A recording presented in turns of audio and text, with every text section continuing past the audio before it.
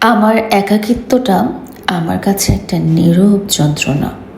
বাইরে থেকে সবাই দেখে এক হাসি খুশি, এক আত্মবিশ্বাসী নারীকে, কিন্তু ভিতরে আমার একদম বিশাল শূন্যতা। রাতের নিস্তব্ধতায় যখন চারপাশে শব্দ থেমে যায়, তখন আমার মনের ভিতর শুরু হয় একটা নরম যুদ্ধ, স্মৃতির সাথে, অপেক্ষার সাথে, আর কিছু অজানা প্রশ্নের সাথে।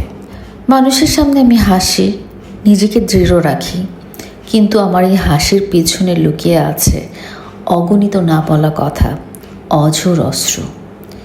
একাকিত্ব আমার জন্য শুধু অ্যালোন থাকা নয়, বরং এটা এমন একটা অনুভূতি যেখানে কেউ আমাকে সম্পূর্ণ বুঝতে পারে না, কেউ আমার আত্মার গভীর স্পন্দন শুনতে পায় না।